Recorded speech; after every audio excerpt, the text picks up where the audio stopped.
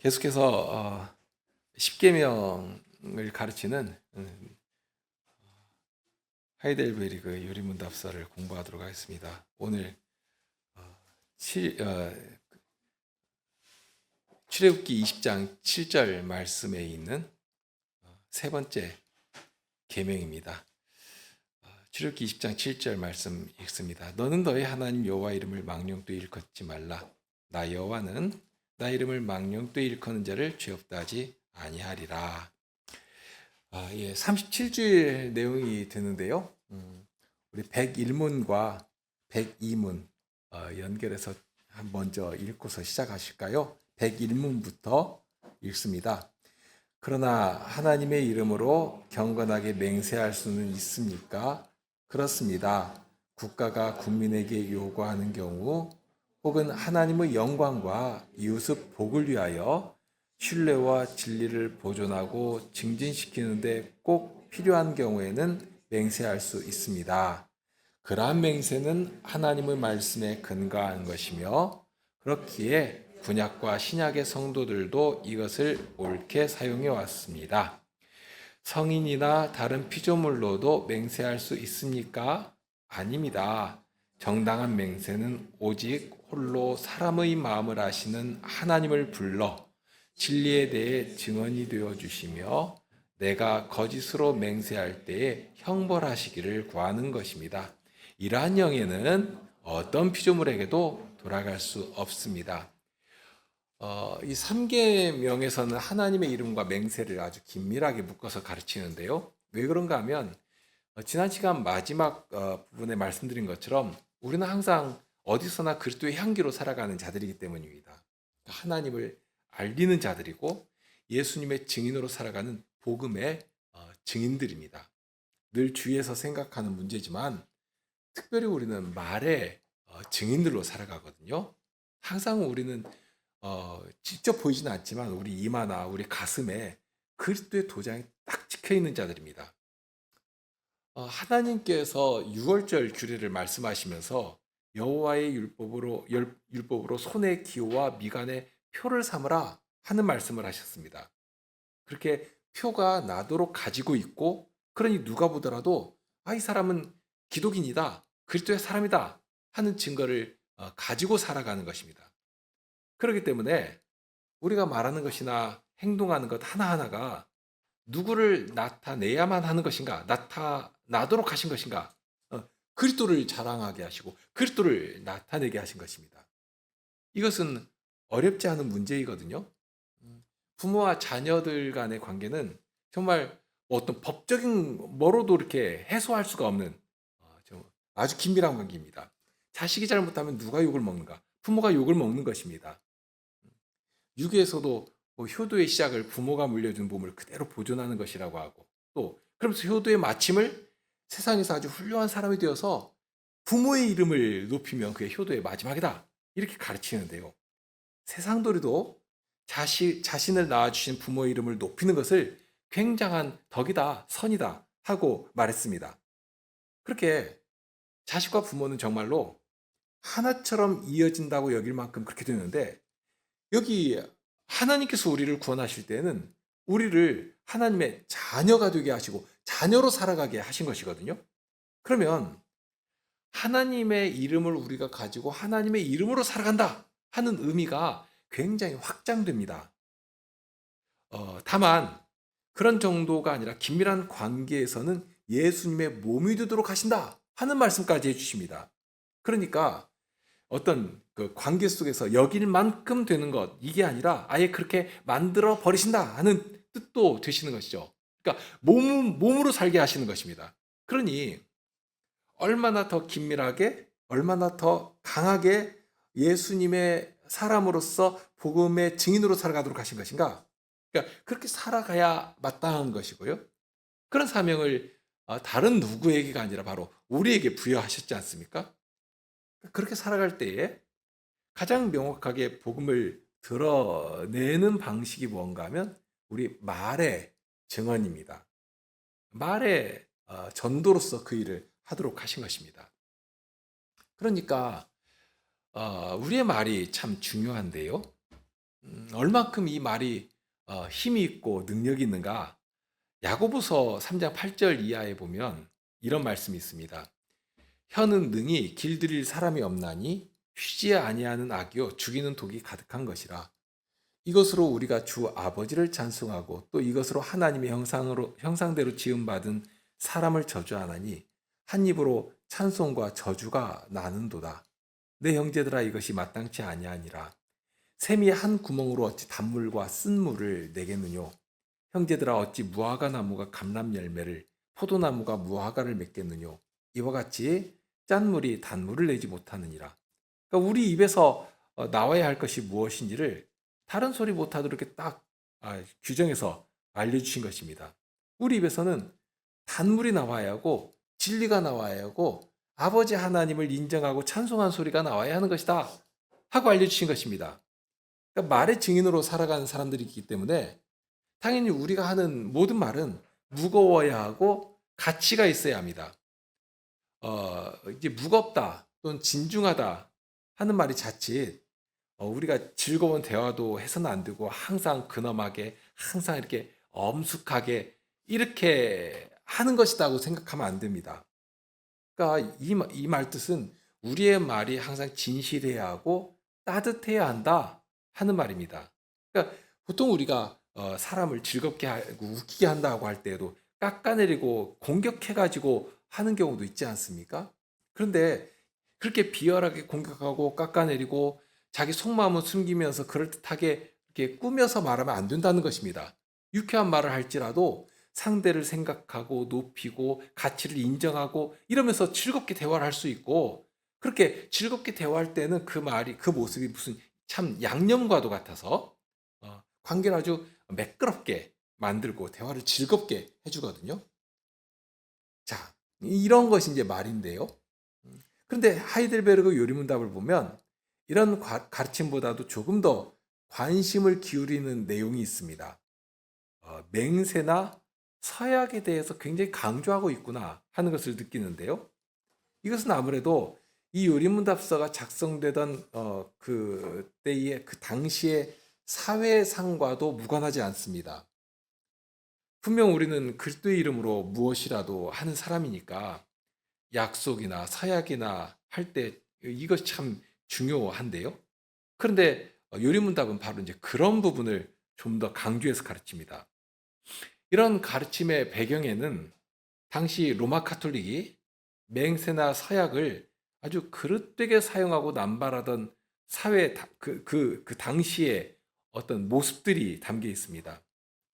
마치 바리새인들이 그랬던 것처럼 한 것인데요. 마태복음 23장 16절 이하에 보면 화 있을진저 소경된 인도자여. 이 소경된 인도자라고 할 때는 바리새인들이나 규법사들이나 이런 자들을 지칭하는 것 아니겠습니까? 소경된 인도자여. 너희가 말하되 누구든지 성전으로 맹세하면 아무 일 없거니와 성전에 금으로 맹세하면 지킬지라 하는도다. 우맹이요 소경들이여 어느 것이 크뇨? 그 금이냐? 금을 거룩하게 하는 성전이냐? 너희가 또 이르되 누구든지 제단으로 맹세하면 아무 일 없거니와 그 위에 있는 예물로 맹세하면 지킬지라 하는도다. 소경들이여 어느 것이 크뇨? 그 예물이냐? 예물을 거룩하게 한 제단이냐? 그러므로 제단으로 맹세한 자는 제단과 그 위에 있는 모든 것으로 맹세하며 또 성전으로 맹세한 자는 성전과 그 안에 계신 이로 맹세하며 또 하늘로 맹세한 자는 하나님의 보좌와 그 위에 앉으신 이로 맹세함이니라. 참 그들의 생각이 영악하다고 해야 할지 강교하다고 해야 할지 그런 일인데요. 그러니까 바리새인들이 아주 교묘한 말속임으로 맹세를 하고 이용했는데 그렇게 그 맹세를 이용한 이유가 무엇인가 하면 자기 이익을 위해서 그러니까 신앙의 정체성을 표현하는 듯 하면서 자기 입속을 채우려고 하나님의 이름을 들먹인 것입니다. 그러니까 나는 믿는 사람이다. 나 하나님의 이름을 이렇게 두렵게 알고 하나님의 이름으로 무엇이라도 하는 사람이다. 하는 것으로 겉으로 딱 내세우는 것은 하나님의 이름을 들먹이면서 이렇게 무엇이라도 하는 것입니다. 이것은 마치 오늘날 시대에 사기칠 때 나 어느 목사라고 또는 장로라고 이렇게 하면서 은근히 자기가 믿는 사람이라는 것을 이렇게 내세우면서 그럼 사람들도 아무래도 아무 직함이 없는 것보다는 목사라고 하면 조금 더 신용도 하고 하는 것 아니겠습니까? 이제 사이비 종교하는 사람들이 그런 거 참 많이 이용하고 사기치는 사람들도 많이 이용하는 방식인데요.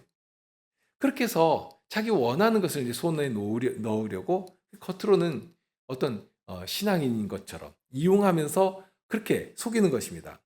근데 유대인들이 맹세를 하는데 딱 그런 식으로 했거든요. 자기는 성전을 놓고 맹세를 한다면서 맹세를 하는 것입니다. 그렇게 해놓고서는 지켜야 할 때가 되면 말을 쓱하니 바꾸는데요. 실은 바꾸는 것은 아니고 설명을 한다고 해야 할까요?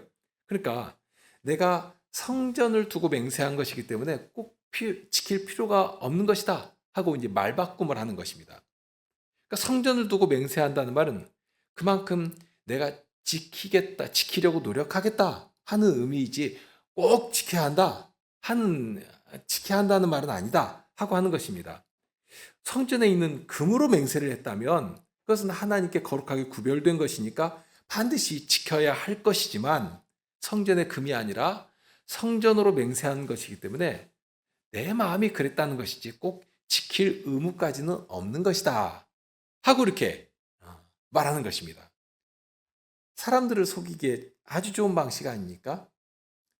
자기들이 빠져나갈 구멍을 다 만들어 놓고서는 겉으로는 경건한 척, 아주 그 믿음이 돈독한 사람인 척 하면서 자기들을 따르도록 만드는 것이죠. 그런 사람들을 예수님은 소경이라고 했습니다. 우맹이요, 소경들이요. 어느 것이 크뇨? 그 금이냐 금을 거룩하게 한 성전이냐 하면서 정말 중요한 것이 무엇인가 하는 것을 가르쳐 주셨습니다.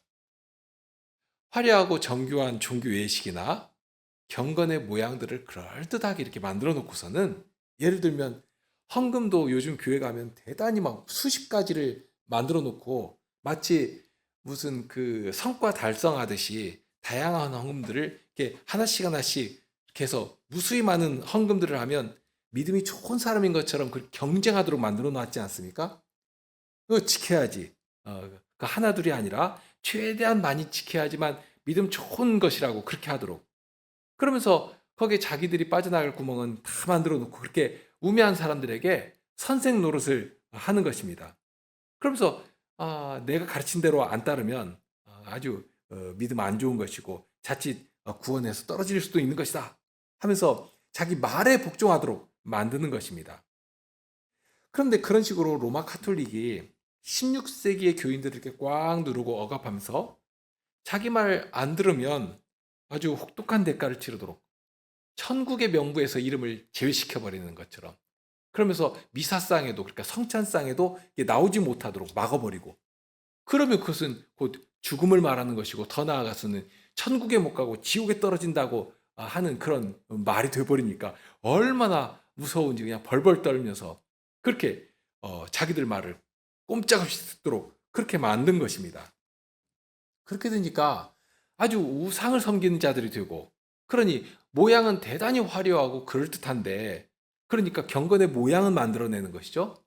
그러면서 경건의 능력은 뭐 도저히 찾을 수가 없이 사라져버리고 그 진리가 사라지고 복음이 사라지게 되고 대신에 거룩한 곳에 우상의 미신만이 그것도 경건의 모양으로 자리를 차지하고서는 이게 신앙의 모습인 것처럼 그렇게 하면 되는 것처럼 그렇게 된 것입니다. 대표적인 것이 이렇게 맹세를 사용하는 것인데요. 어떤 성인들의 이름을 자꾸 이렇게 들먹이도록 만들어줍니다.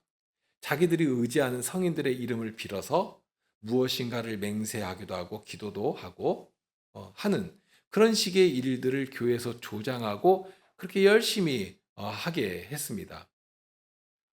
루터만 해도 그 집안이 아주 그 부유한 광부의 집안이었거든요. 그런데 광부를 지키는 수호신은 안나라고 하는 성인입니다. 그렇게 자기가 광부라면 또는 광부 집안이라면 자기의 수호신인 이 안나의 이름을 부르면서 기도를 하고 그러면 다른 수호 성인보다도 훨씬 더 신속하고 친근하게 유능하게 광부의 수호신인 이 안나의 이름을 불러서 기도하면 우리의 기도는 들어주는 거라고 그렇게 마치 우리나라도 유사한 거 있지 않습니까? 막 정주간이, 우물이니, 뒷간이 이런 곳에 온갖 귀신을 다 갖다 두고서는 막 두려워하면서 빌면서 그렇게 살아간 것처럼 그렇게 미신의 우상을 잔뜩 가져다 놓은 것입니다. 그러면서 자기들의 수호 성인의 이름을 빌어서 맹세를 하면 반드시 지켜야 되지만 다른 수호 성인의 이름을 들먹이면서 맹세를 하면 굳이 이렇게 되는 아주 간교하고 교묘한 그런 것들을 거기에 담아 놓은 것입니다. 이런 일들이 만연해 있으니까 개혁하면서 그런 거 잘못됐다 한 사실을 강조해서 가르치게 된 것입니다. 지금 이 배경들이.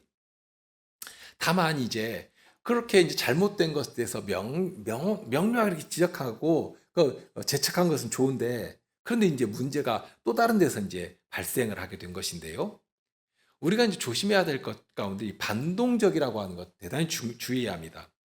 어떤 것이 잘못되었다 하고 바르게 알고 정당하게 개혁하면 좋은데 항상 잘못되었다고 이렇게 정죄하면서 자기는 그렇지 않다는 것을 강조하기 위해서 또 다른 극단으로 이렇게 치우쳐 버리는 것입니다.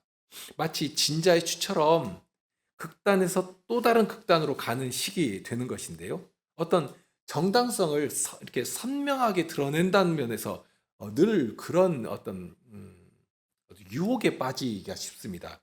예를 들면 우리가 이렇게 개혁교회로 나오면서 기존 교회의 어떤 부정적인 면을 보고서 그걸 이렇게 개혁하면서 나왔지 않습니까? 그런데 그런 것들을 이렇게 그 어떤 선명성을 부각시킨다고 하면서 다 나쁘다고 재척해버리고, 그러니까 어떤 겉모습 뜯어 고치면서 우리는 이런 것도 안 하고 저런 것도 안 하고 안 한다 하면서 자기의 이렇게 비판과 판단을 정당화 시키려고 하는 식입니다. 그렇게 소위 진영 논리처럼 선명성을 부각시키면서 상대에 대해서 반감과 적대감을 가지도록 하고, 그러면서 그런 반동적인 무리를 탁 이렇게 포섭해가지고 자기 편으로 끌어온다든지 하는 그런 식의 태도를 보이기가 참 쉬운데요. 그런데 이 종교개혁 때 이제 그런 일들이 있었는데, 막 종교개혁이 힘을 얻고 움직여 나갈 때 개혁자들 중에, 그러니까 로마 카톨릭이 이렇게 잘못됐다, 정말 그 적그리스도와 같은 자가 지금 우상의 정점에 앉아 있다 하면서 개혁하고 나왔는데, 이렇게 개혁된 그 개혁자들 중에 이제는 그 극단으로 이제 치우쳐가는 것입니다. 제세례파주의자들이 그런 식의 태도를 보였는데요. 로마 교회가 이 맹세나 하나님의 이름으로 하도록 한 이 맹세나 서약에 대해서 그렇게 그릇된 가르침과 아주 잘못된 일들을 이렇게 주장하고 나가니까 그 잘못되었다 하고서는 이제 우리가 아무 것으로도 맹세하면 안 된다, 맹세는 하면 그 자체가 죄다 하는 것처럼 가르친 것입니다. 맹세 자체를 죄인 것처럼 가르쳐버린 것입니다. 이런 제세례파의 주장은 성경에서부터 나오기는 했거든요. 어딘가 하면 마태복음 5장 33절 이하에 예수님께서 하신 말씀이 있습니다. 또 옛사람에게 말한 바 헛 맹세를 하지 말고 내 맹세한 것을 주께 지키라 하였다는 것을 너희가 들었으나 나는 너희에게 이르노니 도무지 맹세하지 말지니 하늘로도 말라, 이는 하나님의 보좌이며 땅으로도 말라, 이는 하나님의 발등상이며 예루살렘으로도 말라, 이는 큰 임금의 성이며 내 머리로도 말라, 이는 내가 한 터럭도 희고 검게 할 수 없음이라. 오직 너희 말은 옳다 옳다 아니라 아니라 하라. 이에서 지나는 것은 악으로 쫓아나느니라. 이 말씀을 보니까 정말로 맹세하면 안 될 것처럼 보입니다. 예수님께서 도무지 맹세, 강조하신 말씀 아닙니까? 도무지 맹세하지 말아라 하고 하셨으니 맹세하면 안 된다 하고 주장한 것입니다. 그러나 지금 예수님께서 왜 이런 말씀을 하셨는가? 그 전체를 보지 않고 일면만 딱 빼가지고 마치 편집에 능숙한 사람들처럼 일부만 딱 떼가지고 생각하니까 그런 극단적인 주장을 하게 된 것입니다. 성경에서는 얼마든지 합당한 일을 위해서 맹세를 하게 하셨고요. 또한 서약을 하면서 서로에 대한 신뢰를 쌓아가도록 하셨습니다. 굉장히 중요한 방도로 주셨거든요. 무조건 하면 안 된다가 아니라 합당한 일에는 맹세도 하고 서약도 하고 선용해야 한다 하고 가르쳐 주신 것입니다. 우선 하나님께서 맹세를 자주 사용하셨습니다. 특별히 구원과 관련하여서 하나님께서 당신의 백성을 구원하실 때 먼저 말씀으로 찾아오시죠? 그러면서 특히 언약 백성들이 믿지를 못하니까 그럴 때 맹세로서 저들의 순종을 이끌어내셨습니다. 신명기 23장 21절에 보면 거긴 또 서원도 하라고 하셨거든요. 서원으로 맹세해야 하는 일에 대해서는 이렇게 하고, 그러니까 서원도 반드시 지켜야 하는 맹세니까요. 그러면서 서원했으면 그 지켜야 한다 하는 말씀도 하셨습니다. 레위기 19장 12절에는 이런 말씀도 있는데요. 너희는 내 이름으로 거짓 맹세함으로 내 하나님의 이름을 욕되게 하지 말라. 난 여호와니라. 그러니까 맹세할 일에 대해서는 맹세를 하는데 자칫 거짓 맹세를 해가지고 하나님의 이름을 욕되게 하지 말아라 하는 말씀을 하십니다. 그러니까 어떤 일에 대해서는 하나님의 이름으로 맹세를 하고 맹세했다면 그거 반드시 지켜라. 자칫 하나님의 이름을 욕되게 하지 말아라 하고 하신 것입니다. 그만큼 중요한 일에, 무거운 일에 대해서는 하나님의 이름을 사용하고 하나님께서 그 맹세의 증인이 되어 주실 것을 알게 하신 것입니다. 그러니까 누가 증인인가? 하나님 친히 증인이 되어 주실 것을 알게 하신 것입니다. 문제는 맹세하지 말라 하고 하신 것이 아니라 맹세할 일에 대해서는 맹세를 하고 맹세했으면 반드시 지켜야 한다 하고 하신 것입니다. 더욱이 맹세를 할 때 우리는 하나님의 이름으로 하는 것이다 하는 것도 알게 하신 것이죠. 그러니까 다른 이름으로 하게 하신 것이 아니라 하나님의 이름으로 하게 하신 것입니다. 이것이 가진 의미가 아주 중요한데요. 자주 말씀드리지만 맹세를 한다. 또 맹세를 할 때는 그럴듯한 신용이 있는 무엇인가를 두고 맹세를 하게 됩니다. 계약을 할 때도 무엇인가 담보할 만한 것이 있을 때 계약을 하지 않습니까? 그러니까 맹세도 마찬가지거든요. 그러니 맹세를 할 때 하다못해 나의 명예라든지 내 목숨이라든지 하는 것을 이렇게 탁 걸고 하는 것이고 그것도 별로 그렇게 사람이 신용하지 않으면 내 부모의 이름을 걸고서 한다든지 최소한 나보다 좀 무거운 무엇인가 나보다 무엇인가 가치 있는 대상을 두고서 그 이름에 두고 맹세를 하는 것입니다.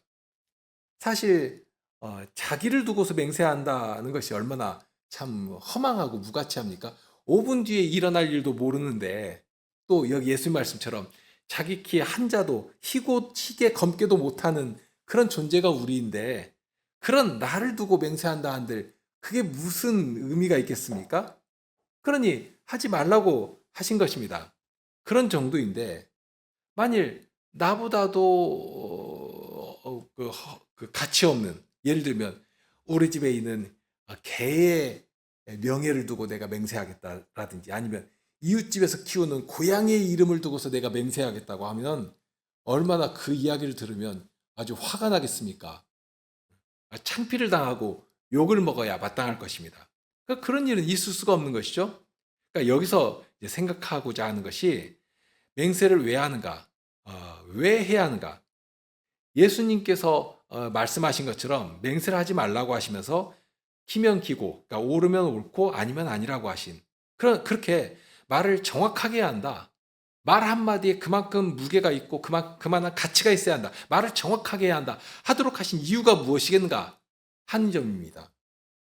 먼저 구약에서 맹세를 하게 하신 일을 보면 무엇인가 신중하고 서원을 하나님의 이름으로 해야 할 만한 만큼 그런 중요한 일에 대해서는 맹세를 적극적으로 사용하도록 한 것을 볼 수 있습니다. 하나님의 이름과 하나님 나라의 유익과 하나님 나라의 증진을 위해서 맹세를 사용하도록 하셨습니다. 하나님 나라 안에 함께 살아가는 형제의 유익과 명예를 위한 일에 대해서는 정말 마음껏 주님의 이름을 사용하도록 하신 것이죠. 그래서 어떤 경우에는 하나님께서 사람이 아니라 하나님께서 이 일을 보고 계시다. 하나님께서 나의 증인이 되어 주신다 하는 그러니까 하나님 앞에서 나는 내가 알고 있는 것, 내가 보고 들은 것, 그것을 정확하게 말하는 것이다 하고 하나님의 이름으로 형제의 명예를 위해서, 유익을 위해서 그 일을 하게 하신 것입니다. 맹세를 하게 하신 것입니다. 이것은 신약에서도 동일합니다. 아무 것에도 하지 말라 하고 하신 것이 아닙니다. 히브리서 6장 13절에 보면 하나님께서 아브라함에게 약속하실 때 맹세하셨다 하는 표현이 나오거든요. 그러니까 맹세를 하셔서 하나님께서 맺으신 언약을, 약속을 반드시 이루시고 그 약속 안에서 우리에게 소망을 주시고 하나님께서 저 맹세하신 약속하신 일은 반드시 이루어 주신다. 이 확신이 있지 않습니까? 그 안에서 안심을 하고 안위를 얻고 이렇게 하게 하신 사실을 가르쳐 주신 것입니다. 예수님이 하나님의 맹세의 결과가 되게 해 주신 것입니다. 하나님의 맹세는 그만큼 우리에게 큰 유익과 구원의 능력을 주시는 일이 되는 것인데요. 바울 사도의 경우도 보시죠. 바울 사도도 예루살렘으로 갈 때 그냥 간 것이 아니고요. 자신이 한 서원을 행하기 위해서 간 것입니다. 하나님 앞에 서원했기 때문에 그 서원을 행하기 위해서 목숨이 위험하다 하는 것을 알면서도 예루살렘 성전으로 들어가가지고 마침내 유대인들에게 붙잡힌 것 아닙니까?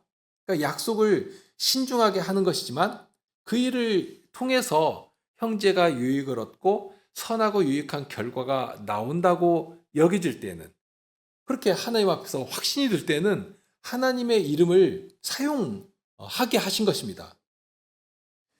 예수님께서 도무지 맹세하지 못하게 하신 이 말씀을 듣고 있는 자들이 하는 일 때문에 맹세를 하지 못하게 하신 것이거든요. 처음에 언급했던 마태복음 23장에 나와 있는 바로 그런 일들입니다. 자기 이익을 위해서 교묘한 말로 맹세를 하고 그러면서 형제를 속이고 넘어지게 하고 결국 하나님의 이름을 아주 만홀히 여기는 그런 일에 사용을 하는 것입니다. 성전으로 맹세하면 꼭 지킬 의무가 없다 하고 하는 식으로 하는 그런 외식한 자들을 향해서 그런 맹세하지 말아라 하고 하신 것입니다. 그러니까 거기에 아주 악한 의도가 있음을 예수님께서 드러내신 것이죠. 사람들도 그런 것 있지 않습니까?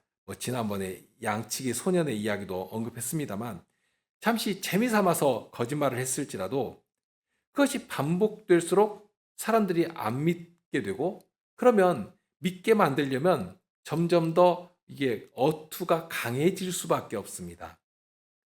지난번에는 아니었는데 이번에는 진짜라고 정말이라고 내가 맹세한다고 이렇게 막 강해지죠. 그러다가 그냥 말로만 말로 해서는 안 되니까 내가 하나님 믿는 사람이라고 내가 그러니까 하나님의 이름을 두고 맹세한 자리까지 갈 수가 있다는 것입니다. 그러니까 말이 강해지고 어투가 강해지고 하는 것은 거기 이유가 있지 않겠습니까? 그냥 평이한 말로 하면 사람들이 안 믿어주니까 자기 딴에는 자기 말을 더 듣게 하기 위해서 강한 말로 하면서 그러면서 하나인데도 열 개로 부풀리고 강조하고 그런 일을 하는 것입니다. 어떤 면에서는 현실이 그만큼 퍽퍽하고 진실을 진실로 받아주지도 않고 또 우리 현대사회가 자극에 굉장히 많이 노출되어 있지 않습니까? 그러니 평범한 거 가지고는 정말 눈에 띄지도 않습니다. 그러니 그렇게 막 강하게 자극적으로 되는 일들이 있습니다만 그런 사회에서 우리 기독인들이 해야 할 일이 뭐겠는가? 항상 일상적인 말로도 진실을 말할 수 있어야 하겠다 하는 것입니다. 회복입니다. 말의 회복이죠. 말의 능력의 회복입니다. 사람들은 백이고 천이고 강조하고 부풀려 가지고 자기를 이렇게 드러내려고 하죠. 그러니까 그것이 마치 진한 조미료처럼 사람들은 익숙하고 당연하게 느낄 수 있겠지만 우리 믿는 사람들은 보고 들은 대로 말하고 하나면 하나로 백이면 백으로 말하는 훈련을 해야 합니다. 예수님께서 강조하신 말씀 바로 그런 것입니다. 자기 중심적으로 무엇인가를 만들어 그러니까 이렇게 이끌도록 사람들의 마음을 이렇게 움직여 나가도록 하는 그런 의도를 가지고 이렇게 부풀리고 사실이 아닌 것을 첨가하기도 하고 그렇게 하니까 맹세도 그릇 사용하기가 쉽고 약속을 하면서도 약속을 마치 헌신짝처럼 버려버리는 그런 일을 하기가 참 쉬운 것입니다. 그런 자리에 우리가 가는 것이죠. 그런 사회 속에 들어가서 항상 선하고 유익한 일을 위해서 우리의 말을 사용하고 우리의 입을 사용해야 하는 것입니다.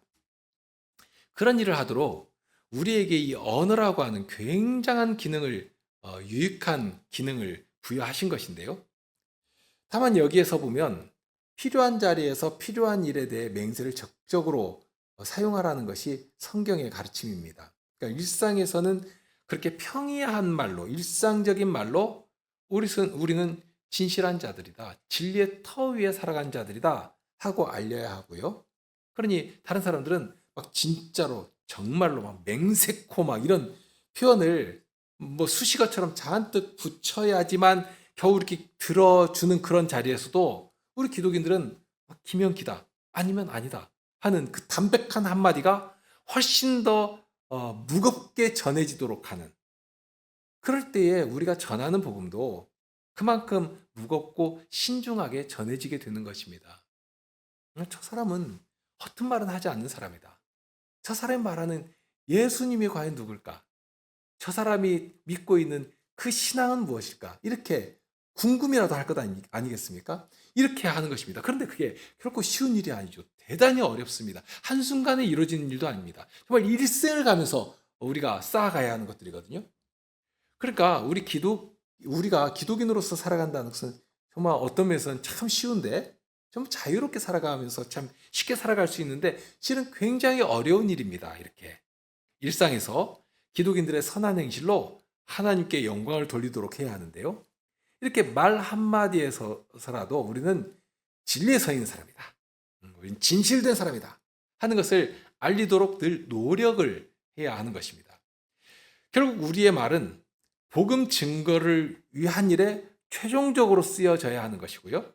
우리 고백으로 인해 하나님을 인정하고 하나님께 기쁨을 드리도록 하는 일을 위해서 쓰여져야 하는 것입니다. 하나님께서 우리에게 입을 허락하시고 언어를 허락하신 목적과 이유가 거기에 있습니다.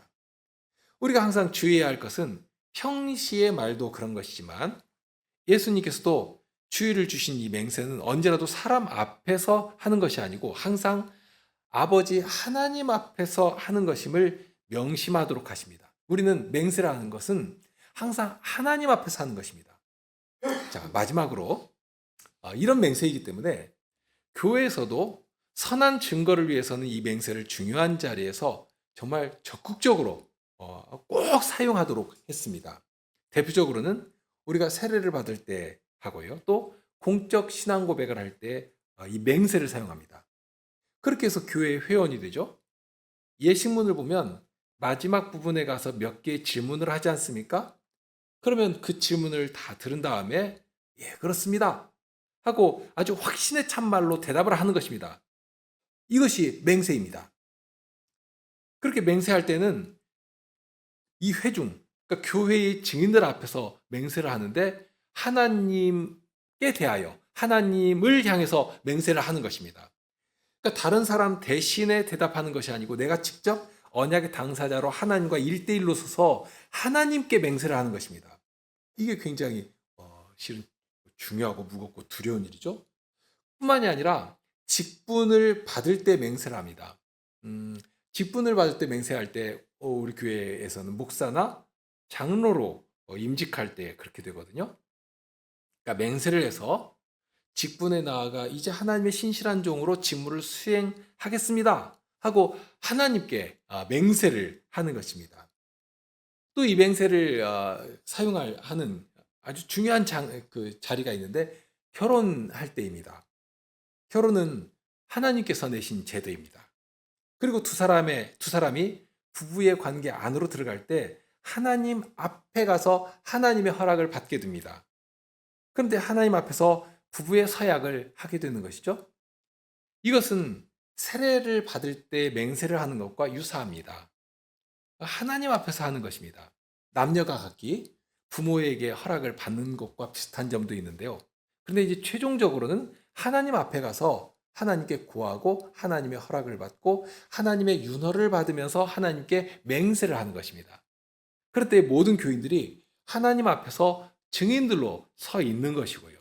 그러니까 결혼식장에 참여한다는 것은 어떤 의미가 거기에 부여되냐면 증인으로 가서 서 있는 것입니다. 이 결혼에 제가 하나님 앞에서 증인으로 서 있습니다 하면, 그러니까 축객들이 그냥 밥 먹겠다고 거기 가서 표받기 위해서 앉아 있는 것이 아니라 증인으로 서 있는 것입니다. 그렇게 함께 기뻐하면서 주님의 이름으로 축복하고 그렇게 결혼식에 참여하는 것입니다. 그러니까 결혼하는 당사자들도 중요하지만 그 앞에 서 있는 증인들도 아주 중요합니다. 그런 것인데 요즘은 결혼의 풍토를 보면 이제 자기들끼리 하는 경우가 참 많죠.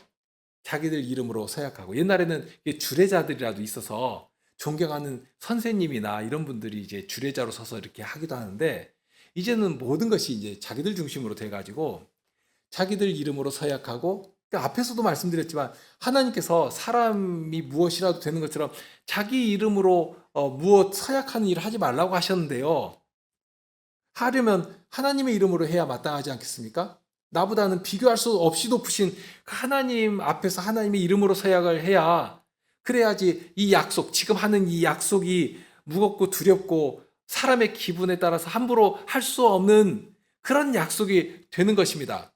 그런데 그렇게 하지 않고 사람 중심의 어떤 축제처럼 만들어 버립니다. 그렇게 자기들이 알아서 하니까 이제는 부부 관계도 사람의 기분에 따라서 이리저리 움직이고 그러니까 이혼도 자기들 기분 내키는 대로 성격이 맞지 않다고 그냥 해버리고 꼭 바른 예는 아니지만 예전에 영국의 왕 헨리 8세가 자기 아내인 캐서린과 이혼하겠다고 하는데 교황이 그 허락을 안 하는 것입니다. 그때 이제 클레멘스 7세인데요. 허락을 안 하니까 그 대단히 어렵게 된 것입니다. 이 교황이 허락을 해야지 이혼을 하고서 이제 자기 마음에 드는 또 다른 여자랑 결혼을 할 것인데요. 그런데 왕도 그만큼 감히 자기 마음대로 이혼을 못하는 왜 그런가 하면 나름대로는 왕보다도 높은 권위가 교회에 있고 그러니까 그런 교회의 권위 앞에서 결혼 맹세를 했으니 그것 허락 없이는 이혼 못한다 하는 것입니다. 그런 권위가 있는 것입니다. 그런데 요즘은 결혼식도 인스턴트식이 되어버려서 결혼식 서약할 때도 하나님은 딱 사라졌고 자기들끼리만 하죠.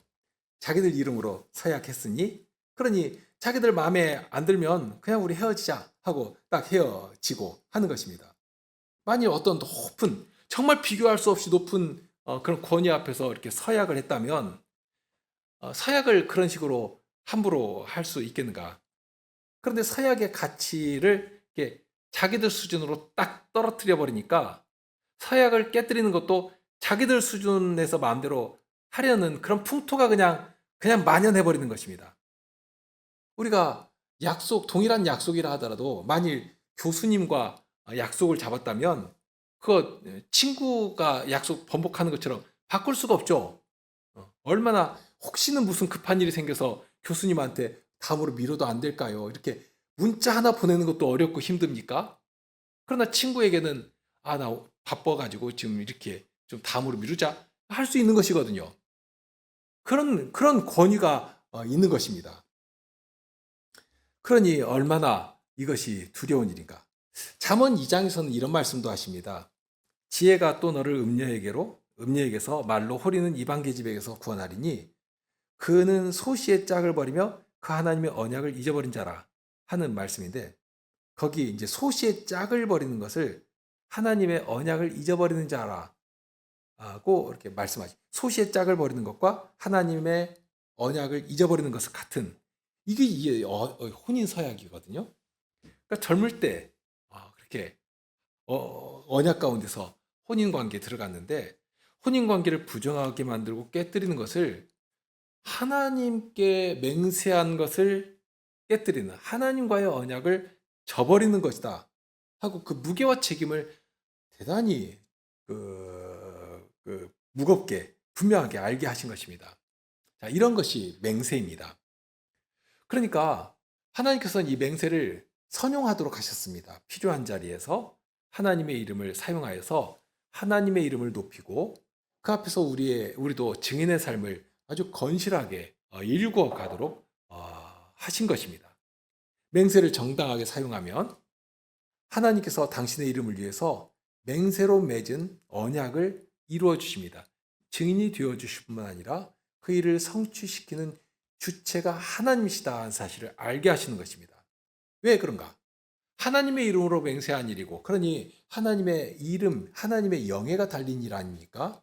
그러니 하나님의 영광을 위해서 그 일을 관심 있게 바라보시는 것이고, 친히 복되게 일을 이루어 주시는 것이고, 그런데 만일 사람의 이익에 따라서 하나님의 이름으로 하는 언약을 아주 가볍게 여기고 파약한다면, 하나님께서 그 책임을 친히 하나님께서 물으시는 것입니다. 하나님의 이름과 주님 나라의 영광을 위해서 그 안에 지어져 가는 성도들의 거룩한 사회를 위해서 우리의 언약을, 우리의 맹세까지라도 그렇게 복되게 세워주시고 사용해 주시는 것입니다. 그러니까 맹세를 해야 할 자리에서 합당하게 사용하는 것은 그만큼 주님 나라의 큰 유익이 되도록 해주신 것입니다. 우리 함께 기도하실까요?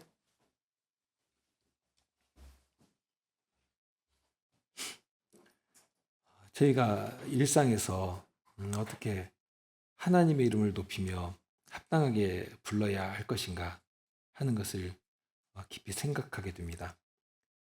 저희 입의 고백을 하나님께서 어떻게 사용하실지 저희가 다 알지 못하고, 무엇보다도 저희가 참 생각이, 그리고 입이 가벼운 자들이고, 그러니 저희 말이 얼마나, 또는 무슨 가치, 어떤 무게가 있을 것입니까?